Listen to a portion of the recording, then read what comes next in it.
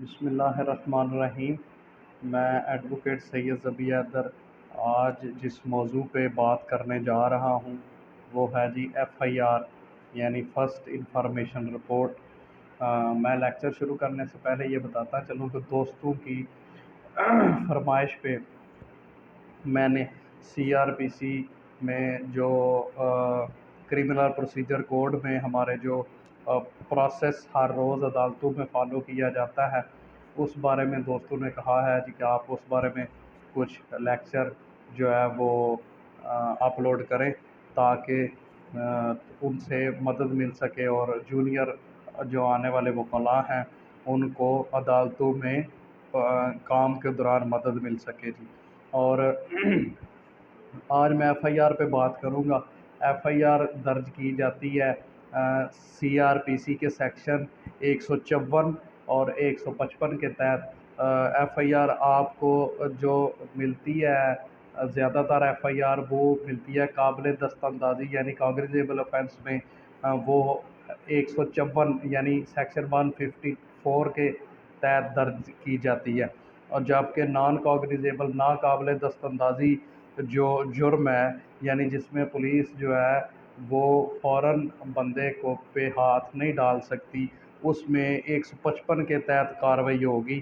اس میں آج میں جو بات کروں گا وہ 154 پہ بات کروں گا، اور 154 یعنی ایک سیکشن 154 میں جو بات کی گئی ہے وہ جی قابل دست اندازی جرم میں جب ہوتا ہے اور پولیس کو رپورٹ کیا جاتا ہے تو اس میں کیسے پروسیس ہوگا، اس کی ایف آئی آر کیسے درج ہوگی۔ ایک تو یہ ہے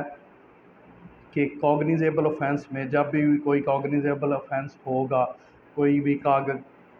قابل دست اندازی جرم کمٹ ہوگا تو اس میں پولیس کو جو انفارمر ہے وہ جب جا کے اسے زبانی یعنی اورلی بتائے گا تو وہ پولیس جو ہے وہ اس کی انفارمیشن کو اس کو لکھ لے گی، اور اگر وہ پڑھ سکتا ہے تو اس کو انفارمیشن کو رائٹنگ میں اس کو پڑھائے گی کہ یہ تم نے رپورٹ کیا ہے۔ تو وہ اگر وہ نہیں پڑھ سکتا تو اس کو پولیس والا جو لکھے گا وہ خود پڑھ کے سنائے گا، اور جب وہ پڑھ کے سنائے گا تو اس کے بعد اس کے وہ دستخط نیچے ہوں گے یا انگوٹھا اس کا ثبت ہوگا، تو وہ اس کے بعد جو ہے ایف آئی آر درج ہوگی۔ اور ایف آئی آر جو ہے وہ ہوتی کیا ہے؟ ایف آئی آر جی فرسٹ انفارمیشن رپورٹ صرف ہوتی ہے کہ وقوع ہوا ہے اور کیسے ہوا ہے اور اسے کس کس نے دیکھا ہے۔ ہمارے ہاں جو رواج چل پڑا ہے وہ عموماً مرڈر کیسز میں بہت زیادہ غلط ایف آئی آر درج کی جاتی ہیں، جن میں وقوع کو لفظ بہ لفظ بیان کرنے کی کوشش کی گئی ہوتی ہے، جبکہ یہ انسانی بس کی بات نہیں ہے۔ انسانی حواس ہمسا میں اتنی اہلیت ہی نہیں ہے کہ وہ وقوع بالکل جو ہے وہ چھوٹی چھوٹی چیز کو دیکھے، کیونکہ جب بھی فائرنگ ہوتی ہے یا اس قسم کا کوئی ہوتا ہے تو انسان حواس باختہ ہو جاتا ہے، انسان کو پتہ نہیں چلتا، جو اوریجنلی دیکھ بھی رہا ہوتا ہے وقوع اس کو بھی ہوش نہیں رہتی کہ کون سا فائر کدھر لگ رہا ہے، وہ اپنی جان بچانے کی کرتا ہے۔ تو اس طرح کوئی بھی وقوع لفظ بہ لفظ بیان نہیں کیا جا سکتا، اس لیے جو ہے وہ بعد میں ایف آئی آر میں نقص نکل آتے ہیں، ایف آئی آر میں خامیاں نکل دی ہیں اور اس میں بندے بری ہو جاتے ہیں۔ یہ ہماری بھی کچھ غلطیاں ہیں، کچھ عدلیہ میں بھی غلطیاں ہیں، کچھ وکلاء میں بھی، کچھ پولیس والوں میں بھی غلطیاں ہیں، جس وجہ سے ایف آئی آر کو زیادہ پیچیدہ بنا دیا گیا ہے۔ اس میں ایف آئی آر کو پیچیدہ بنانے کی ضرورت نہیں ہے، اس میں جو پولیس کی ٹریننگ میں بھی بات شامل ہے، جو بھی جو قانون کے مطابق ہے وہ یہ ہے کہ ایف آئی آر ایک پیرا سے زیادہ نہیں ہونی چاہیے۔ ایف آئی آر جو ہے وہ ہم اس کو باقاعدہ سبسٹانٹیو پیس آف ایویڈنس جو ہے وہ بنانے کی کوشش کرتے ہیں، جبکہ وہ سبسٹانٹیو پیس نہیں ہے، وہ صرف جو ہے وہ قانون کو حرکت میں لانے کے لیے ہوتا ہے، اور اس کے اوپر کیس لا بھی ہے کہ ایف آئی آر جو ہے وہ صرف قانون کو حرکت میں لانے کے لیے۔ اب کیس لا کیا کہتا ہے؟ کیس لا جی P L D 1993 Peshawar page 109 ہے، اس میں یہ لکھا ہوا ہے کہ F I R is suppose to contain a substantive supposed to contain a narrative way of the incident which has taken place.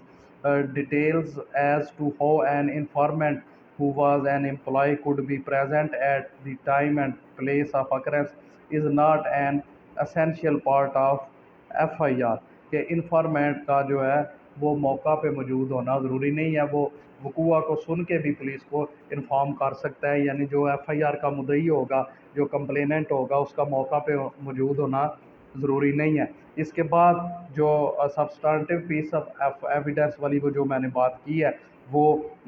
Case ہے گل خان ورسز اسٹیٹ، اور وہ ہے جی 2000 SCMR پیج 400 سپریم کورٹ۔ اس میں یہ بتایا گیا کہ FIR is not a substantive piece of evidence as it only sets the law into motion. FIR no doubt is an important piece of evidence, but absence of individual role in it would not make its maker as liar if otherwise such witness is proved to have seen the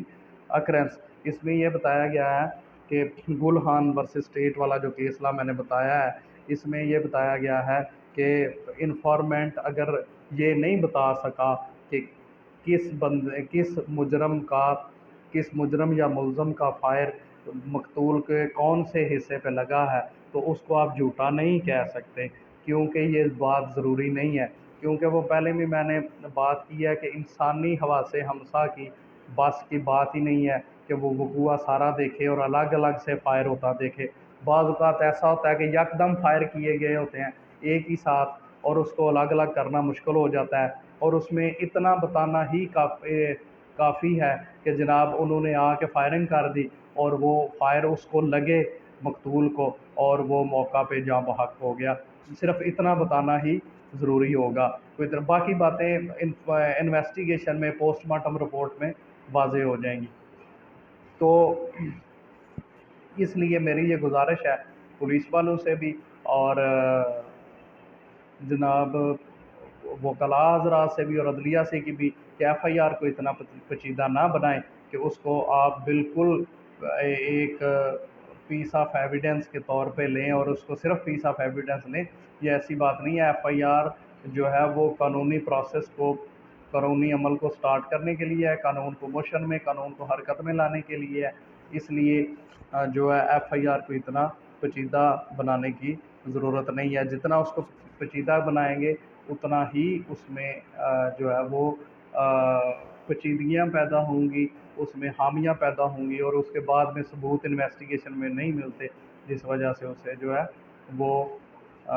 بندے جو ہیں ملزمان ان کو بری ہونے میں مدد ملتی ہے۔